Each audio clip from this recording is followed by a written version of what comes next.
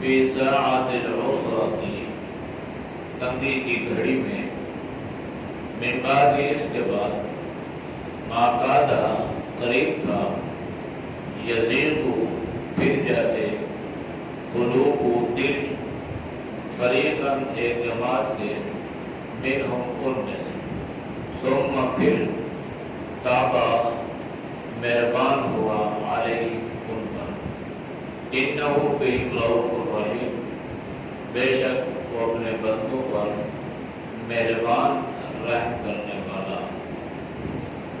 وعلی الثلاثۃ الذین، اور تینوں پر، الذین، وہ جو، خلفوا، پیچھے رہ گئے، حتیٰ، یہاں تک، اذا ضاقت، جب تنگ ہو گئی، علیہم الارض، ان پر زمین، بما رحبت، پر باوجود کشادگی کے، وضاحت، اور تنگ پڑ گیا، علیہم، ان پر، انفسہم، ان کی جانیں، وظنوا، اور گمان کرنے لگے، اللہ کے نام، ملجا، کوئی ٹھکانہ ہے، جائے پناہ ہے، من اللہ، اللہ سے، الا الیہ، مگر اسی کی طرف، ثم، پھر، تابا، مہربان ہوا، علیہم، ان پر، لیتوبوا، تاکہ وہ توبہ کر سکیں، ان اللہ، بے شک اللہ، هو التواب الرحیم، وہ توبہ قبول کرنے والا، مہربان ہے، رحیم۔ آیات کا ماقبل آیات کے ساتھ ربط اور تعلق یہ ہے کہ گزشتہ آیات میں توبہ کا ذکر تھا، استغفار کا ذکر تھا، آپ صلی اللہ علیہ وسلم کو منع کیا، مشرکین کے لیے استغفار نہیں کر سکتے۔ جناب ابراہیم خلیل اللہ نے اپنے والد گرامی کے لیے اللہ سے معافی مانگی، معافی کی درخواست کی، تو اللہ نے انہیں بھی روک دیا، فرمایا کہ اگر کوئی آدمی ایمان کی حالت میں گناہ لے کر رخصت ہو رہا ہے تو اس کے لیے توبہ کی جائے، اس کے لیے استغفار کیا جائے، اس کے لیے اللہ سے معافی مانگی جائے۔ آج کی آیات میں اللہ نے ذکر فرمایا بالخصوص ان لوگوں کا جو غزوہ تبوک میں شامل تھے یا اس سے رہ چکے تھے۔ مقصود تو اللہ نے ان کی توبہ کا ذکر فرمایا تھا کہ جو ایمان والے مخلصین، جو 10 میں سے 3 تو تھے، انہوں نے آپ صلی اللہ علیہ وسلم کے پاس حاضری دی اور اپنا عذر پیش کیا، اللہ کے نبی نے ان کی معذرت کو قبول فرما لیا، ان کی توبہ قبول ہو گئی۔ اب 10 میں سے 3 رہ چکے تھے، ان کا ذکر اللہ کی آیات میں فرما رہا ہے۔ یہاں پہ اللہ نے جس بات کا ذکر فرمایا وہ بات تھوڑی سی عجیب انسان کو لگتی ہے کہ لقد تاب اللہ علی النبی، کہ بے شک اللہ نے نبی کی توبہ کو قبول کیا، والمہاجرین، اور مہاجرین کی توبہ، والانصار، اور انصار کی توبہ۔ صحابہ کی توبہ چاہے مہاجرین ہے یا انصار ہے، ان کی توبہ کو اللہ نے قبول کر لیا۔ بات تو سمجھ میں آ گئی کہ ان سے یہ ایک خطا ہو گئی، وہ غزوہ میں شریک نہ ہوئے، تو یہ بات تو سمجھ میں آ رہی ہے۔ لیکن آپ صلی اللہ علیہ وسلم کے بارے میں پہلے اللہ نے یہ بات بیان فرمائی ہے کہ لقد تاب اللہ علی النبی، کہ بے شک اللہ نبی پر مہربان ہوا، یا بے شک اللہ نے نبی کی توبہ کو قبول کیا۔ پہلی بات تو یہ ذہن میں رکھنا ہے کہ توبہ سے مستغنی کوئی ذات بھی سوائے اللہ کے نہیں ہے۔ علیہ السلام جو معصوم ہے لیکن توبہ سے مستغنی وہ بھی نہیں ہے، یہاں تک کہ آپ صلی اللہ علیہ وسلم کی توبہ کا جو عالم تھا وہ خود اللہ کے نبی نے بیان فرمایا کہ میں ایک ایک مجلس میں 70 مرتبہ توبہ کرتا ہوں۔ مستغنی اگر ہوتے تو اللہ کے نبی توبہ کیوں کرتے؟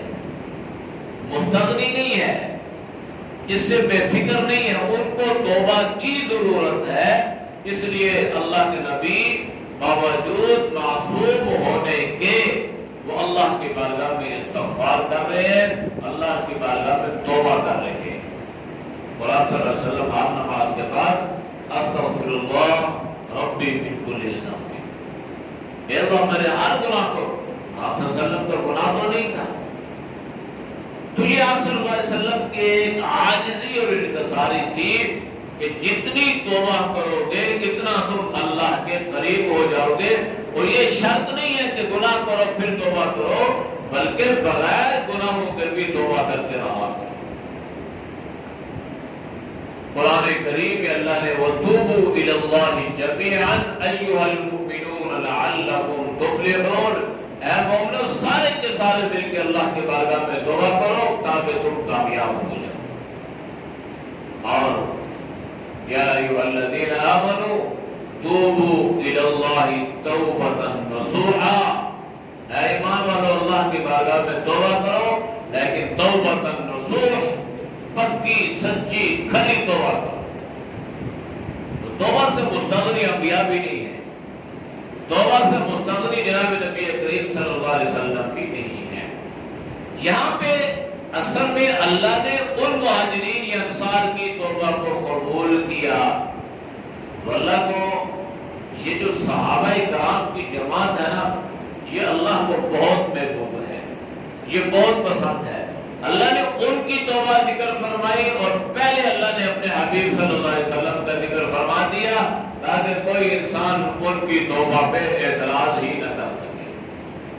تو اللہ نے اعتراض کا دروازہ بند کر دیا اور فرمایا کہ لقد تاب اللہ علی النبی، بے شک اللہ نے توبہ قبول کر لی نبی کی، والمہاجرین اور مہاجرین کی، والانصار اور انصار کی، الذین اتبعوہ فی ساعۃ العسرۃ، اور ان لوگوں کی توبہ کو اللہ نے قبول کر لیا جنہوں نے تنگی کی گھڑی میں، مصیبت کی گھڑی میں، پریشانی کی گھڑی میں آپ صلی اللہ علیہ وسلم کی اتباع فرمائی۔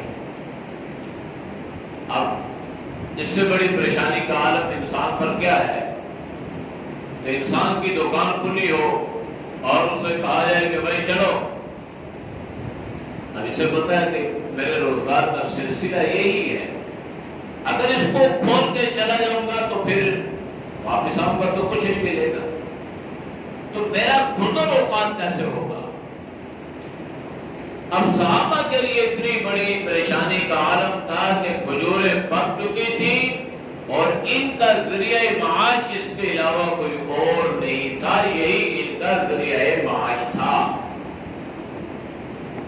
ان میں سے بعض وہ تھے جنہوں نے ایک لمحہ کے لیے بھی اس بات کو سوچا ہی نہیں ہے کیا ہوگا کیا نہیں ہوگا، اللہ جانے، اللہ کا رسول جانے، ہمیں اللہ کے پیغمبر کا حکم مل چکا ہے، ہمیں آرڈر مل چکا ہے، ہم اس کے آگے اپنی گردنیں خم کرتے ہیں۔ اب ہم یہ نہیں کہتے کہ پیچھے کیا ہوگا، بچوں کا کیا ہوگا، فلاں کر، جو ہو ہم رسول اللہ صلی اللہ علیہ وسلم کی اتباع کرنے والے۔ تھوڑی دیر کے لیے بازو نے سوچا کہ بھائی اس کی کوئی حال تو نکال لیا جائے نا، اگر ہم جاتے ہیں تو پیچھے کا کوئی حال تو نکالیں کہ باغات اجڑ جائیں گے، فصلیں تباہ ہو جائیں گی، معاش کا ذریعہ کوئی نہیں ہے، آگے پھر بے روزگاری ہوگی، غربت افلاس ہو جائے گی، پھر کیا ہوگا؟ تھوڑی دیر کے لیے سوچا لیکن پھر کہنے لگے خیر ہے، ٹھیک ہے، جو ہونا ہے ہونے دو، ہم تو رسول اللہ صلی اللہ علیہ وسلم کی اتباع کریں گے۔ منافقین وہ اپنے چالو میں اور اپنے مکر و فریب سے جو کام انہوں نے لینا تھا وہ تو لیتے رہے۔ اب اس میں کچھ لوگ ما کاد یزیغ قلوب فریق منہم ایسے بھی تھے کہ قریب تھا کہ ان کے دل اس سے پھر جاتے، ایمان سے نہیں، اس غزوہ سے۔ اس کی وجہ بار بار آپ سن چکے ہیں کہ یہی تھی، سفر لمبا ہو، سواری نہ ہو، گرمی کا موسم ہو، فصلیں پیچھے تیار ہو چکی ہو، ان کی دیکھ بھال کرنے والا بھی کوئی نہ ہو، تو پھر فطرتی عمل تو ہے نا، کیا بنے گا؟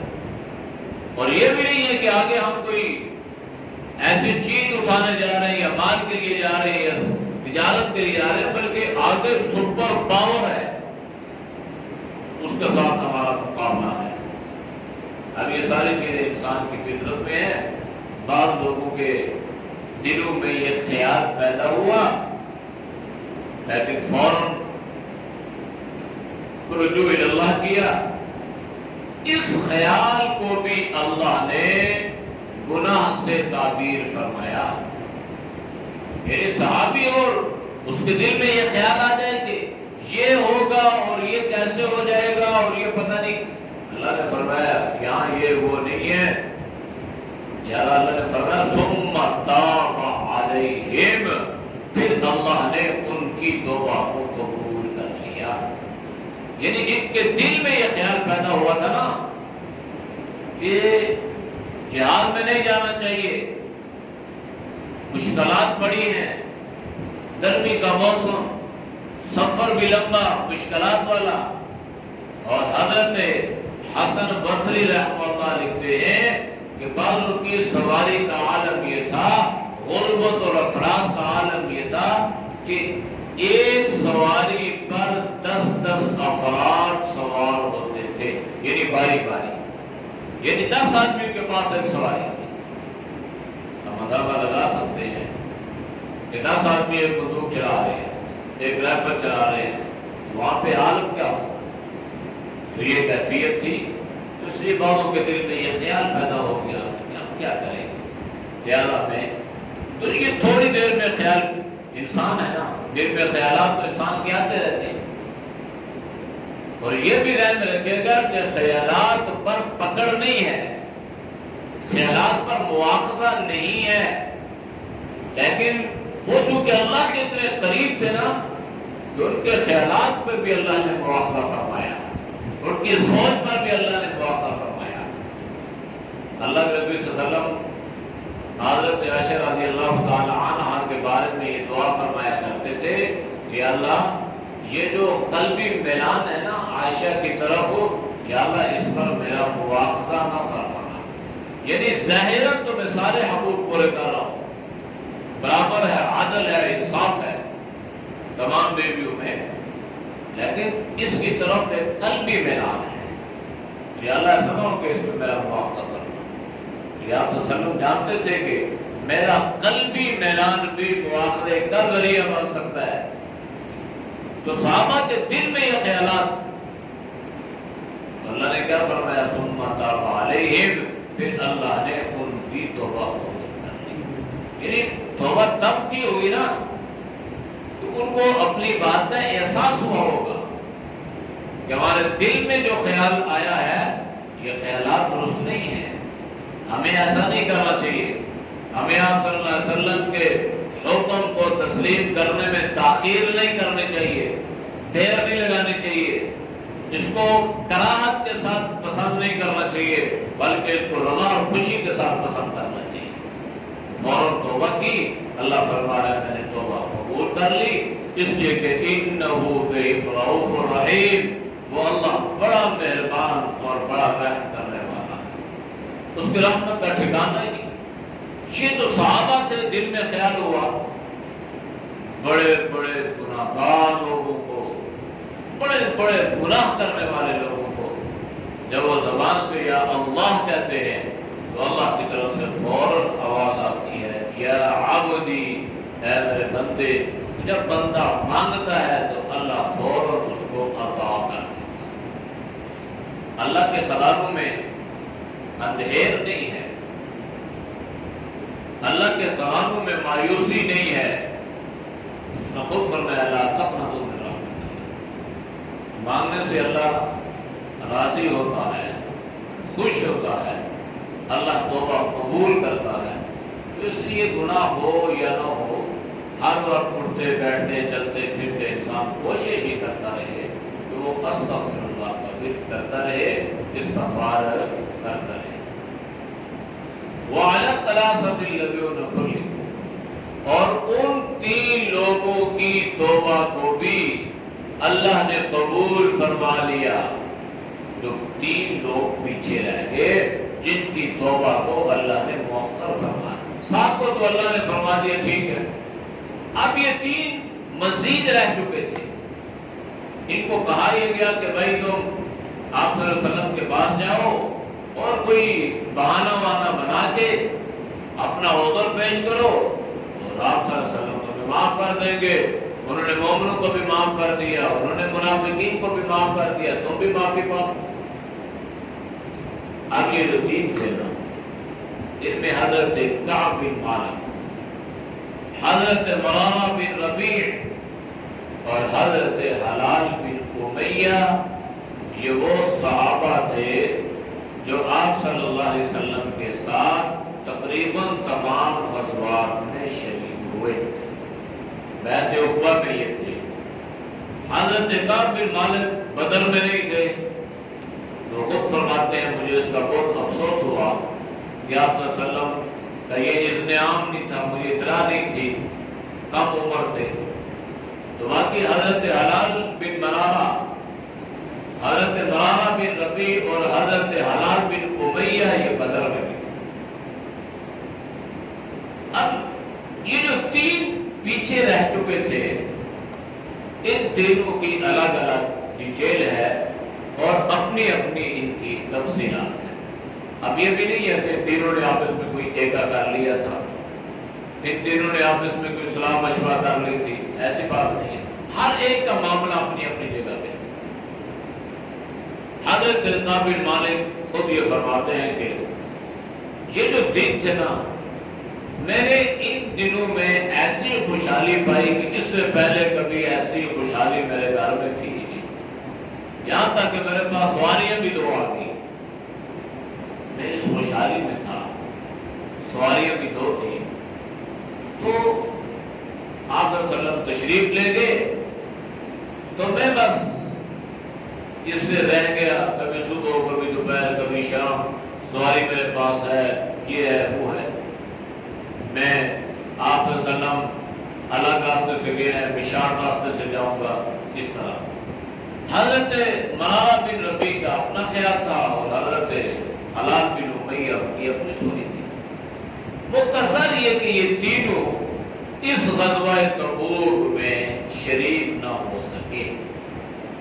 آپ صلی اللہ علیہ وسلم واپس آ گئے تو سارے آپ کے پاس آئے، منافقین، مخلصین، یہ بھی ہے.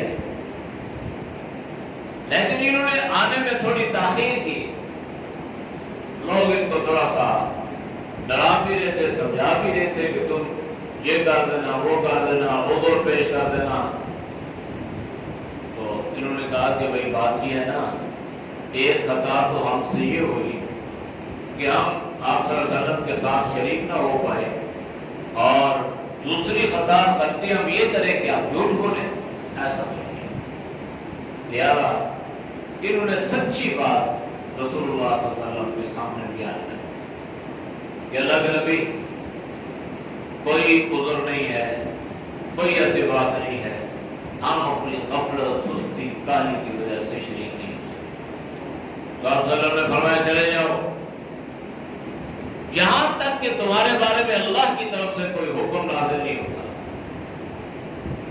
اور پھر اللہ کے نبی نے ان سے سوشل بائیکاٹ کا اعلان فرما دیا.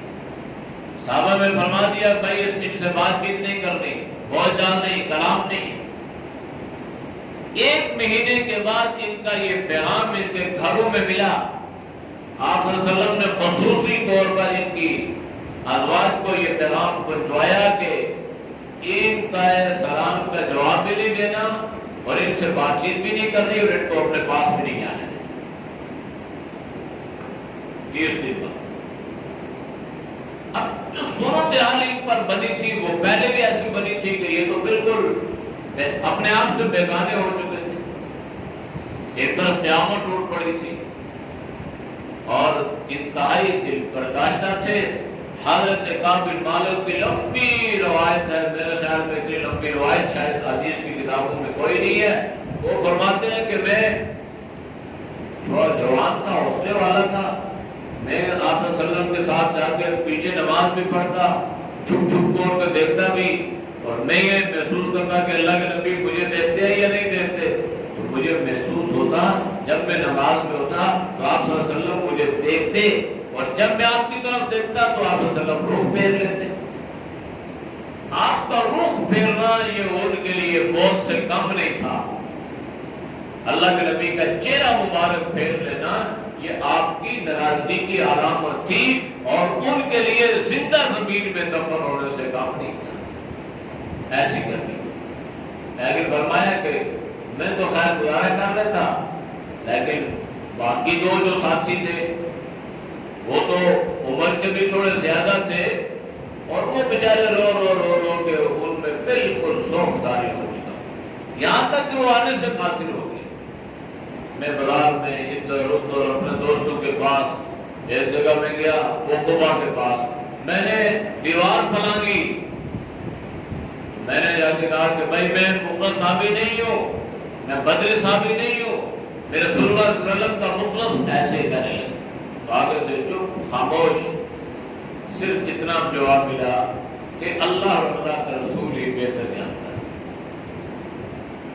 بیویوں کے پاس گئے، سلام جواب نہیں، گھر میں داخل ہوئے، بات کرنے والا کوئی، یہ سوشل بیکار۔ یہ تو انسان پر دنیا کی زندگی اچھی نہ بن جاتی ہے، قیامت سے کم نہیں ہے یہ۔ 40 دن تک ایک کا رونا تو ہونا رہا، اللہ کی بارگاہ میں مسلسل التجائیں رہی، اللہ سے اپنا تعلق انہوں نے برقرار رکھا، اللہ سے مانگتے رہے۔ 40 دنوں کے بعد اللہ نے ان کی توبہ کو قبول فرمایا۔ حضرت کعب بن مالک کہتے ہیں کہ میں فجر پڑھ کے گھر گیا، مکان کی چھت پہ بیٹھ گیا، ویسے جیسے کوئی مجنون یا ایسے لوگ بیٹھتے ہیں، اپنے آپ سے جو بیگانہ تھے نا، پتہ ہی نہیں چلا کیا کرنا ہے کیا نہیں کرنا، بالکل ایسی زندگی۔ میں نے دیکھا کہ سیدھا ابھی پہاڑی سے 2 آدمی دوڑے آ رہے ہیں اور دونوں میں ایک آگے نکل گیا اور ایک پیچھے رہ گیا۔ جو آگے نکلا اس نے آواز دی اور 3 آدمیوں پیچھے رہ جانے والوں، کعب بن مالک، حلال بن امیہ اور مرارہ بن ربیع، تمہیں مبارک ہو، اللہ نے تمہاری توبہ قبول کر لی۔ یہ توبہ ان کی قبولی نماز تہجد سے پہلے آدھی رات کے وقت، تو وہ حضرت سلمہ رضی اللہ تعالی عنہ کے گھر میں تھے، آپ صلی اللہ علیہ وسلم وہاں پہ قرآن کی آیت، تو حضرت سلمہ سے رہا گیا، پوچھنے لگے اللہ کے نبی اگر اجازت ہو تو پیغام بھجوا دوں کسی طریقے سے کہ تمہاری توبہ کامل کی جو رات کا بقیہ ایسا ہوا تو صحیح گزرے۔ اللہ کے نبی نے فرمایا نہیں، ابھی شور ہو جائے گا، لوگ کو نیند خراب ہوگی، صبح فجر کے بعد اللہ کے نبی نے جب یہ اعلان کیا تو سب سے پہلے جو دوڑے نا وہ حضرت ابو بکر تھے۔ وہ تو 2 دوڑ لگانے والے تھے، ایک حضرت ابو بکر ایک حضرت عمر۔ وہ جو حضرت کعب بن مالک فرما رہے ہیں نا کہ 2 آدمی دوڑے خوشخبری سنانے کے لیے، تو ایک آگے ایک پیچھے، اللہ کا نظام ہے، اللہ کی تقسیم ہے۔ حضرت عمر جوان ہیں، چلی ہیں، زیادہ طاقت والے ہیں، حضرت ابو بکر ضعیف ہیں، بوڑھے ہیں۔ حضرت ابو بکر آگے نکل گئے، حضرت عمر پیچھے رہ گئے۔ پہلے حضرت ابو بکر نے یہ خوشخبری سنائی۔ یہ تقسیم ہے کہ ہر معاملے میں اللہ نے ابو بکر کو آگے رکھا ہے۔ کوئی بھی دوڑ میں بھی، عام دنیاوی دوڑ ہے، اس میں بھی بھی اللہ نے حضرت ابوبکر کو پیچھے نہیں رہنے دیا، حضرت عمر کو پیچھے رکھا، نہیں تو صداقت سے آگے نہیں نکل سکتے۔ تو اس کا اللہ نے یہ ذکر فرمایا کہ یہ جو پیچھے رہتے تھے، یہاں تک کہ اذا ضاقت علیہم الارض بما رحبت، زمین ان پر کشادہ ہو چکی تھی، زمین ان پر تنگ ہو چکی تھی باوجود کشادگی کے، اور ان پر ان کی جانیں بھی تنگ پڑ چکی تھی، اور وَظَنُّوا أَلَّا مَلْجَأَ مِنَ اللَّهِ إِلَّا إِلَيْهِ، اور انہیں اس بات پہ یقین ہو گیا کہ اللہ کے علاوہ ہمارے پاس کوئی جائے پناہ، بس اللہ ہی رہ گیا، باقی تو کوئی سلام کا جواب بھی نہیں دے رہا۔ ثم تاب، پھر توبہ قبول کی، رجوع کی علیہم ان پر، لیتوبوا تاکہ وہ توبہ کر سکیں، ان اللہ بے شک اللہ هو التواب الرحیم، وہ ذات مہربان توبہ قبول کرنے والی مہربان ہے۔ اعوذ باللہ من الشیطان الرجیم،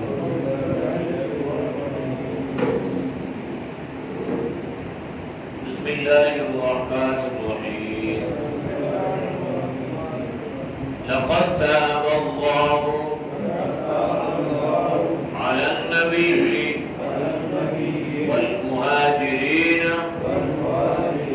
والأنصار الذين اتبعوه في ساعة العسرة من بعد ما كاد يزيغ قلوب فريق منهم ثم تاب عليهم إنه بهم رؤوف رحيم، وعلى الثلاثة الذين خلفوا حتى إذا ضاقت